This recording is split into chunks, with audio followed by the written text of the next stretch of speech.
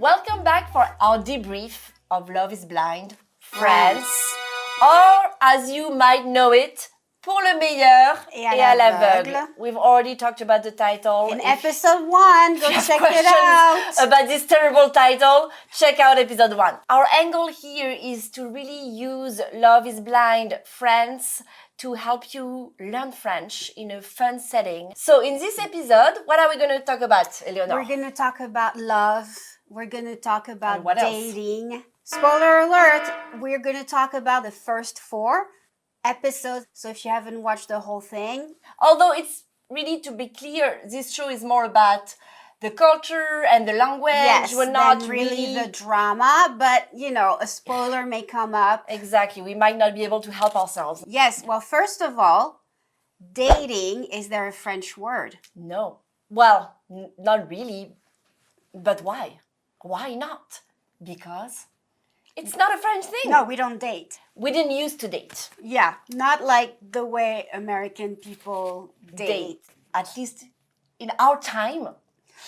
I know. Before the apps. Is really exactly. Our time being before the apps. The apps really made it more like people are going to date the American way. Exactly. And what we mean by that is in France for a very long time, the way you would couple up, let's say, is you would give your attention and focus on one person at a time. Yes. Like, the dating clock starts when you're like going one-on-one, talking with... Not even the dating clock, the relationship clock. That's true. Yeah. So there really wasn't a lot of like, ooh, I'm seeing different people to see who I might like best. And eventually will become exclusive. Yeah. Not a thing in French. Even if you're together for only 2 weeks, you were together. Here, you have the discussion, the talk. Yeah. And you're allowed to go and see other people. Exactly. Before you have the talk. American people have too much of a fear of commitment. If you talk about your exes in France, you are going to typically count somebody you went out with for a couple of weeks, for a couple of months as your ex-boyfriend, ex-girlfriend, because that time you were exclusive, you were together and you had the intention of staying together. That's the thing too, maybe it's a matter of intention. Yeah. So dating as we know it here wasn't very much a part of like the French way of doing things. It wasn't a thing. Up until the apps. Yeah. So now it's more of a thing in France and that's why we have Love is Blind France. But we don't have the vocabulary for it. I know. So the contestants, they're saying the actual English word date. On va en date. Un date, dater, oui. Comme verbe, as a verb. J'ai un second date. I have a second date. Voilà. J'ai déjà daté plein de personnes. I've dated a lot of people. If you're a little more old school like us, you would say, j'ai un rencard. Un rencard. Un rendez-vous amoureux. Un rendez-vous, un rencard.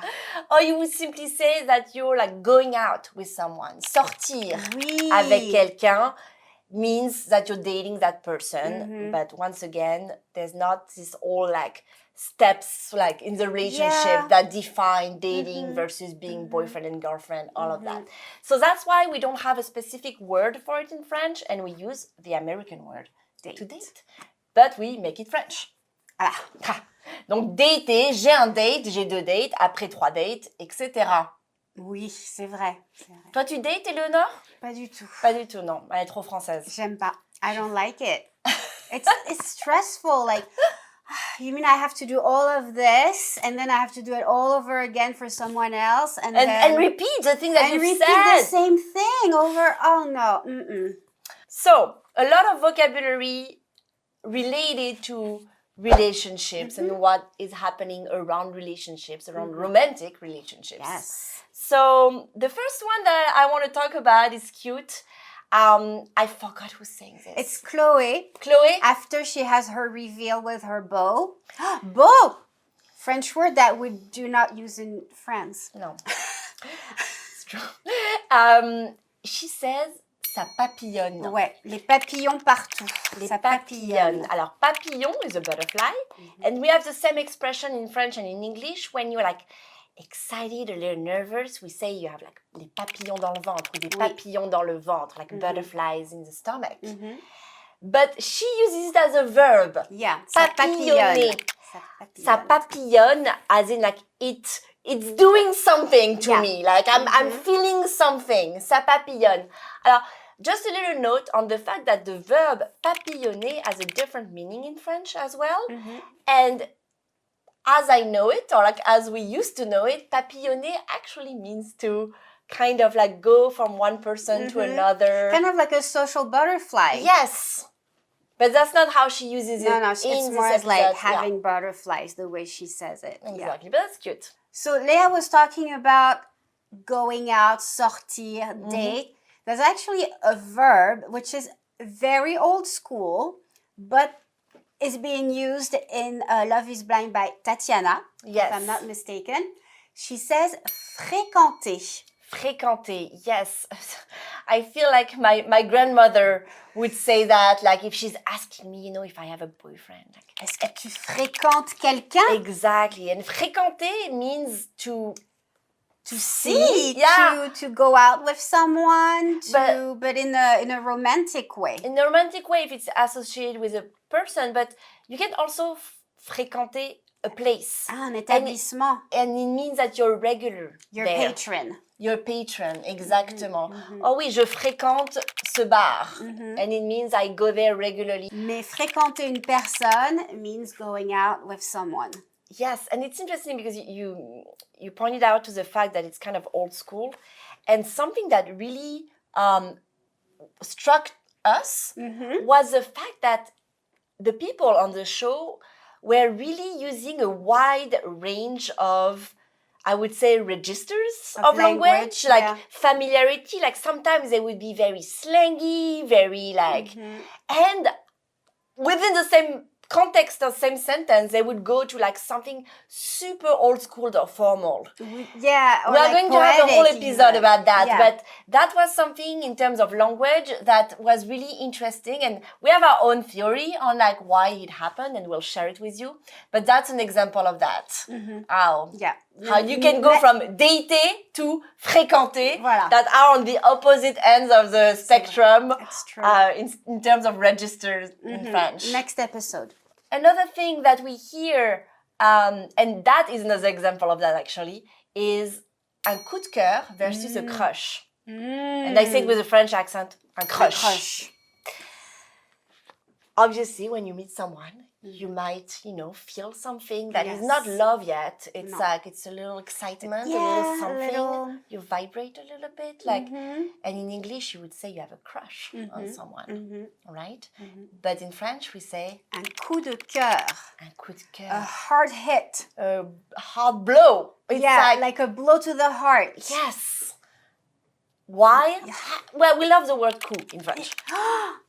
Coup as in C-O-U-P, not coup as in C-O-U, the neck. We use it all the time. So many expressions. So many expressions, different meanings, context. It's too much.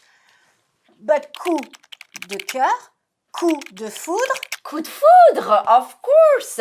Un coup de foudre. Love at first sight. And in French, basically the image that we have for that. It's like you're being struck by lightning. Exactly, because it's like immediate. Yeah. Instantaneous. Like, you're like, and yes, you have a coup de foudre. Yes. But, yeah. Sorry, I don't want to say. And so you're dating, you're seeing each other, vous fréquentez. And it's working, like it's like there's something going on, like you're feeling like you're a good pair. You could say ça colle entre nous, ça colle bien. Ça colle bien avec Jérémy, ça colle bien avec Chloé, ça colle bien. Et ça colle bien, alors coller, what does it mean coller in French? To stick together, to glue together. La colle. La colle is glue. Ça colle bien, but does it? We'll see. We'll see. I'm the skeptic here. Another interesting expression that we've heard is toucher une corde sensible. Ah, oui. Yes. To strike a nerve or to... Strike a nerve. Yeah, but a touchy nerve, a sensitive nerve. Yes. Literally, to touch a sensitive cord or like rope. But I'm thinking about music. String. Yes. Like when you like play music, because obviously I play music, and you like hit maybe the strings of the guitar, of the violin, of what are the strings instruments? A bass. Anyways, and it means that a topic or somebody says something that really touches you deeply. Yes. In almost like a unexpected way, or like you become emotional very quickly. Like it makes you vibrate, like the string in the violin. Exactly. You know, it has a resonance. Say resonance in English? Yeah, it resonates with you. Yeah, and typically it's when somebody's going to say something and for some reason it's related to something very personal, something that you've like experienced, and you're like, oh, ça a touché une corde sensible. Maybe if you start crying, you could say that. Like if somebody says something and you start crying, and they're like, why are you crying? Pourquoi tu pleures? Ça a touché une corde sensible. Oui. Exactly. It struck a chord. Struck a chord! Oh, so simple. Struck a chord. Struck a chord. And we're like string, and it's the same word. But our chords are sensitive. Let's not forget that. Okay. It's a sensitive chord. Une corde sensible. Careful, false cognate. Sensible is not sensible, it's sensitive. Exactly. Julie, in one of her confessionals with the producer, says that for a long time, she felt like she was bonne à baiser, pas bonne à marier.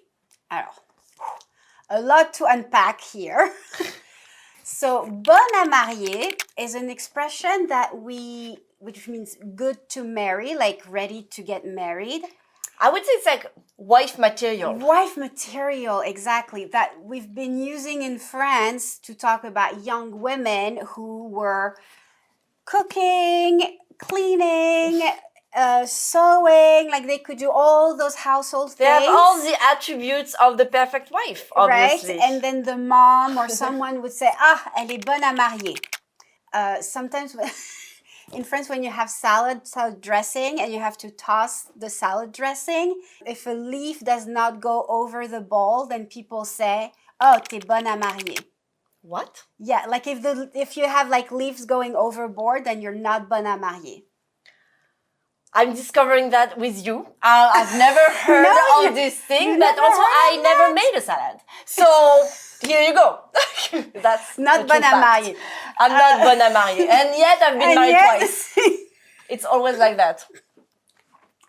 Anyway, so there's this expression of bonne à marier, which you never say bon à marier. But no, yeah, that's very sexist, very old school. But then the contrast of it is, if you're not bonne à marier, you might be bonne à baiser. Voilà, and baiser in French is very crude and it means to fuck. So she was fuck buddy material. Fuck material, but not wife material. Yes. There was the visual and they saw her and thought, oh, you know, just gonna F her and that's it, not have a relationship. But now, thanks to Love is Blind, well, okay, we'll see about that. I don't have a lot of faith in her and Charles, but the couple. But yeah. We'll see.